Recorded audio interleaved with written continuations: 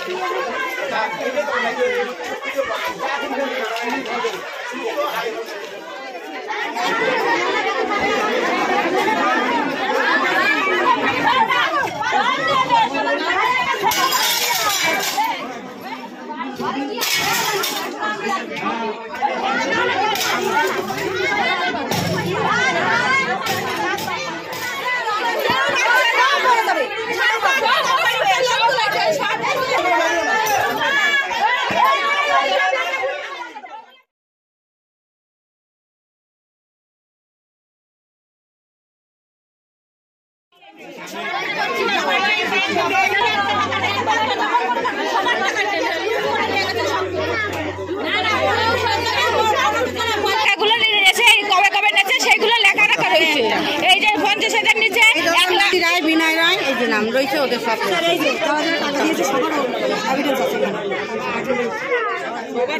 অনেকের আছে, কতজনে নিয়েছে মোটামুটি? সব যত দেখলাম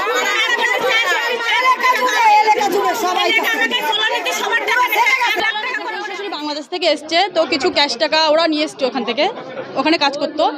তো সেইভাবে ওরা আসার সঙ্গে আমাকে বলা হয়েছে যে তোর শাশুড়ির কাছ থেকে কিছু টাকা এনে দে, তোদের তো শ্বশুর শাশুড়ির এখানে এসে কোনো কাজ করা লাগবে না, আমি 1 লাখ টাকা দিবি, আমি তোদের 8,000 টাকা মাসে দেবো।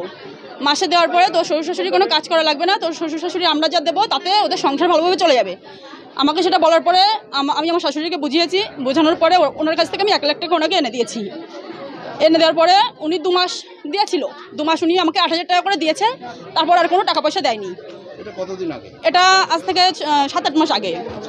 তারপর তার আগে আমি ওনাকে 1 লাখ টাকা, প্রথম আমি একটা উজ্জীবন থেকে 80,000 টাকা লোন পাই, আর 20,000 টাকা আমি সোনার জিনিস বন্ধক রেখে ওনাকে 1 লাখ টাকা করে আমি 1 লাখ টাকা দিয়েছি। হ্যাঁ, শাশুড়িটার আগে আমি দিয়েছি 1 লাখ টাকা। দেওয়ার পরে তারপর উনি বলছে যে আজ দেবো, কাল দেবো, মা তোকে একসঙ্গে দেবো, হ্যান ত্যান এরকম বলে উনি টাকাটা আমাকে কিছুই দেয়নি। শুধু বলছে যে তুই এক কাজ কর, তোর টাকাটা আমি দিয়ে দেবো, তুই আমাকে লোন তুলে দে, তোর ওই লোনের টাকা দিয়ে আমি লোনটা চালিয়ে নেবো, তোকে আমি দিয়ে দেবো তোর টাকাটা। সেইভাবে উনি আমাকে 4 জায়গা থেকে লোন তুলিয়েছে, এসকেএস উজ্জীবন, এল&টি আর হচ্ছে তোমার বন্ধন, 4 জায়গা থেকে আমাকে 2 লাখ টাকার উপরে লোন তুলিয়েছে। 2 লাখ টাকার উপরে লোন তুলে সেটাও উনি নিয়ে নিয়েছে। আমি যখন চাইতে এসেছি যে আমার লোন চালাতে পারছি না কাকি, আমাকে তুমি টাকা দাও, উনি তখন আমাকে বলছে যে মা আর কটা দিন চালা, একটুখানি কষ্ট কর, আমাকে একটু সাপোর্ট কর, আমি তোর টাকা দিয়ে দেবো। তখন আমি না পেরে, লোন না চালাতে পেরে আমি আমার সোনার জিনিস সব বন্ধক দিয়েছি। সেখান থেকে আমি 2 লাখ টাকা নিয়েছি সোনার জিনিস বন্ধক রেখে, সেটা দিয়ে আমি এতদিন লোনটা চালিয়েছি। উনি আমাকে আর কোনো টাকা দেয়নি, জাস্ট আমাকে 16,000 টাকা প্রথম আমাকে দিয়েছিল। 2 লাখ টাকার বিনিময়ে আপনি 16,000 টাকা পেয়েছেন? হ্যাঁ, আমাকে আর কোনো টাকা দেয়নি, আমার কাছ থেকে 4.5 লাখ টাকা আরও আমাকে 4টে লোন তুলিয়ে আমার সব টাকা নিয়ে নিয়েছে। আমার সোনার জিনিস যা ছিল যাবতীয় সব আমার এখন বন্ধক দেওয়া দোকানে। না না না না, উনি এটা এমনই চাপনিশে উনি এটা করেছে যে আমরা জানি না যে এত টাকা ওনার এত লোকের কাছ থেকে নেওয়া। হ্যাঁ, 2-1 আমরা জানি যে 2-1 উনি বলেছে যে তোর থেকে আমি 8 টাকা করে নিচ্ছি, আমি মার্কেটে 10 টাকা 12 টাকা 15 টাকা করে আমি টাকাটা খাটাই, সেখান থেকে যেটা হয় আমি তোদের 8 টাকা করে দিই, আর বাদ বাকিটা আমার থেকে যায়। উনি সেভাবে আমাদেরকে বুঝিয়েছে। আর মানে টাকা চাইতে আসলে প্রথম একটু ভালোভাবে বোঝাতো, পরের দিকে যখন টাকাগুলো চাইতে আসছি তখন ওনার মুখ মনে হয় যে আমি ওনার থেকে টাকা নিয়েছি, সেরকম মনে হচ্ছে, মানে আমাদের আর গায়ে বাঁধাচ্ছে না সেরকম।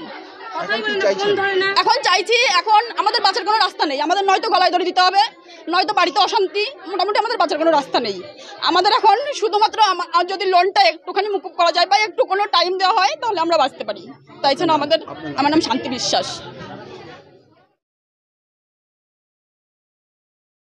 একজন মহিলা, ইনিও লোকের বাড়ি কাজ করতে পারে না। আমাদের ঘর করার কথা বলে আমাদের কাছে 5 লাখ টাকা নিয়েছে, লোন তুলাইছে আরো 5 লাখ, এই যে আমাদের 2 জারে দিয়ে আমাদের গয়নাগাটি বলেছিল যে এই লোনগুলো তুলে দে, আমি শোধ দিয়ে দেবো, তোদের ছেলে মেয়েরও ভবিষ্যৎ কিছু হবে, গয়নাগাটি বানিয়ে দেবো। সেই বাবদ গয়না তো মানে একটা কয়টা মালা বানিয়ে দিয়েছিল, সেগুলোও নিয়েছে, আমার নিজের গয়নাগাটি সেগুলোও নিয়েছে। আমাদের ব্যাংক ব্যালেন্স যা ছিল বলছে তুলে দে, কিছু টাকা তোদের মাস গেলে দেবো, তোদের সংসারে চলবে, তোর স্বামীরা তো ভালো কাজ বাজ করে না, পরের বাড়ি কাজ বাজ করিস, তোদের টাকা আমি ক্লিয়ার করে দেবো। আমার ছেলে তো মাছের ব্যবসা করে, প্রত্যেক দিন কত টাকা ইনকাম করে, আমাদের বাজারে তো দোকান, আমরা তো এখানে স্থায়ী, দেখ সেই অনুযায়ী আমাদের টাকা দিয়া গয়না কত টাকা দিয়েছেন আপনি? আমার 3.5 লাখ টাকা ক্যাশ গেছে, আর এই সমিতি সংস্থাগুলো আছে তাও সব মিলে 5 লাখ টাকা। 5 লাখ টাকা দিয়েছেন। হ্যাঁ। এখন উনি কি বলছেন?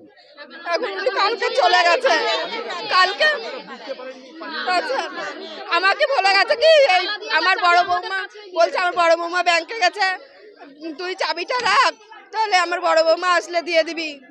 আমাকে বলছে আমার বড় ছেলের সঙ্গে আমি যাচ্ছি কালেকশনে চালের সেন্টিগ্রেডে, উষারানিরা আছে লোন তুলিয়েছে, নিয়ে বলে মেয়ের একটা ভবিষ্যৎ হবে, 5-6 লাখ টাকা শুধু আমাকে দিয়ে করিয়েছে প্রত্যেকটা মহিলাকে।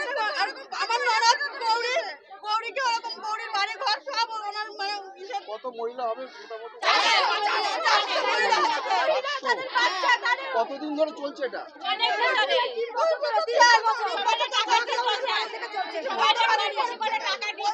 বিষয়টা হচ্ছিল কি, পাড়ায় বসবাস করে দীর্ঘদিন ধরে সবাই এক জায়গায় বসবাস করি।